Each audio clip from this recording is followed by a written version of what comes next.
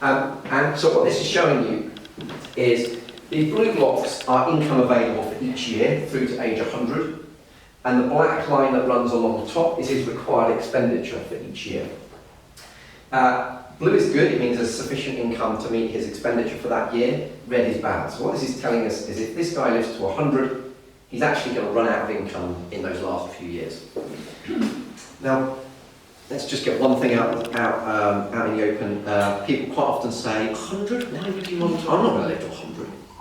Well, probably on average, the people in this room will make it to 90. But that's the average. Averages are no good. If you're the one or two or three people in this room that makes it to 100 and you plan to run out of money at 90, you've got too much life at the end of your money. And that's not a good place to be. So we assume that everybody lives to age 100 because ultimately you want to make sure that you have got enough if you get there. So what this chart is showing us is this guy, it's not too bad, is it? I mean, he's got to live to his 90s to be running out of income. But the next chart probably tells the picture a little bit better.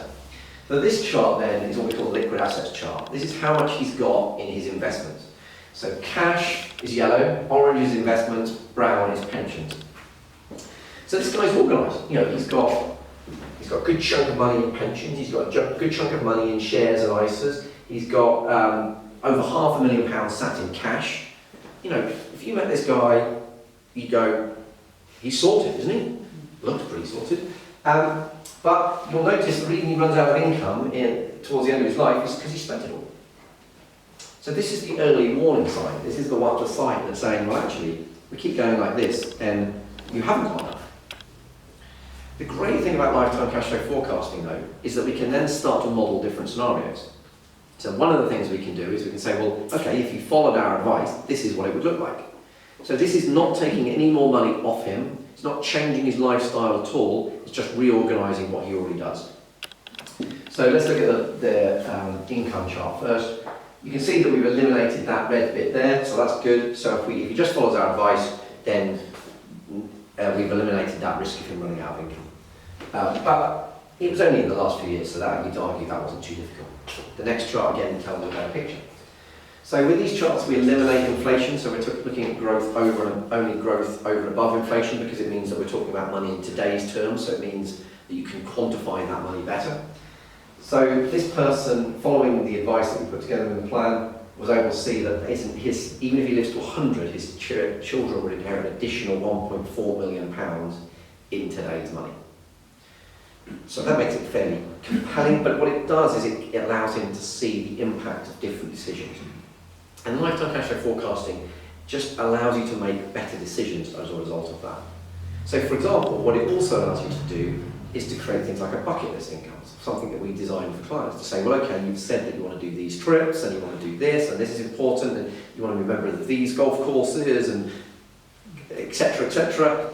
And we can factor all of that in and say, well, okay, even with building the bucket list income, with all those extra funky expenditure pieces in there, we can still make sure that at age 100 there's still enough money in the pot.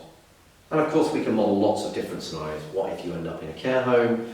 What if there's a stock market crash? What if all sorts of different things to make sure that you've got a robust plan that can deliver the life that's important to you in the future. So for me, lifetime cash flow forecasting is the cornerstone of what we do.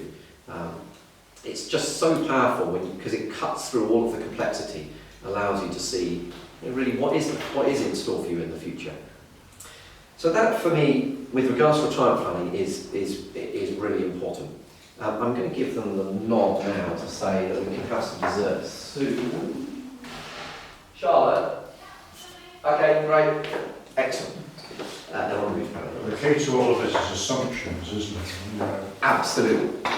Not only lifestyle assumptions, but your key assumptions around growth and inflation. Absolutely. So anything we know about any forecast is that they're wrong. Yes, you're completely right. So it is a bit of a game. It is. So again, one of the things you would model in your what-if scenarios is to say, what if growth is 1% less than we expected? Or what if inflation is double what we expected? Or what if we end up with 2 stock market crashes, or what if, I don't manage to sell my business for X, Y, Z? You're right, the assumption, and that's the key to it. So I'm going to come on to, after you're chucking into some dessert, I'm going to come on to a little bit more about investments. But when we're building a portfolio for somebody, we can give you an expected growth rate. And then what we'll also do is look at each year with our clients, this is what we told you at the outset to expect, how are we doing compared to that? So that we can always see if we're above the expected growth rate line, we know that we're modelling conservatively, which is what we should always be trying to do. If we're below it, then we might need to say, well, actually, we need to revisit the cash flow forecast assumptions because we're not getting what we expected. Fortunately for the clients that have been invested for at least the last 3 years, they're all above the expected growth rate line, so we're modelling it conservatively for them. But 5 years from now, that may or may not be the case. But no, you're absolutely right. Clearly, the next 3 to 5 years could be pretty sticky, couldn't it? Well, it could be, but then you'd have said that 3 years ago. So yeah, so nobody knows. Absolutely. So how do you model that when nobody knows? You model different scenarios. That's. I mean, as they say, economists have predicted 9 of the last 2 recessions. So genuinely nobody knows. But it's about having a robust plan that kind of protects against that. While we wait for dessert to turn, anybody got any questions with regards to what I've talked about so far? Having a plan is better than having no plan. Absolutely. One of our taglines is, if you're failing to plan, you're planning to fail. So, no, I couldn't agree more. I don't know what you've got for dessert, actually. I don't know. There's strawberry melon tart. I didn't sample this, actually. I didn't sample this one. But it looks very nice. Anybody got any other questions before I carry on? I'll just wait till One of the questions that I have is, how do you work out what you might need in retirement? When you are working, you may have some nice reserves, you might have some savings, but you've also got cash flow coming in that, once you retire, that particular stream stops. So how can you really plan how much you're going to need in retirement? Well, that's right. It's a great question, and it's a question that there's probably no right answer to. Yeah.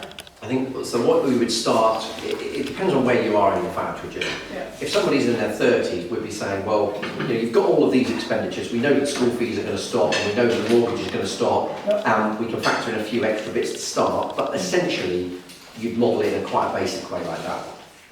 When you get a bit closer to retirement, you can start to be a little bit more accurate, and you can start to say, well, we now know that these are gone, and we know that this will happen, and we know that we want to do these things.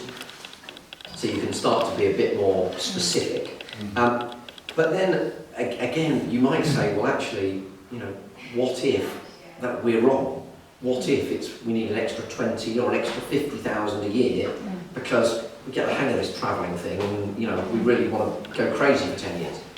And that's where different what-if scenarios, like that bucket list income that I described to you for the client here, that's when modelling different scenarios to say, well, giving you the peace of mind that if you did want to spend an extra 50,000 for the first few years of retirement, then actually it doesn't blow up the plan. That's what cash flow forecasting is all about, and that really is. But it's about a conversation to say, well, what do we think? And we've got a fair bit of experience of how people's expenditure changes. Does it tend to go up or down on retirement? Yeah. Well, for a period. Yeah. It's often known as the bathtub income. You have a high income to start with, and gradually you leave the country and the house a bit less.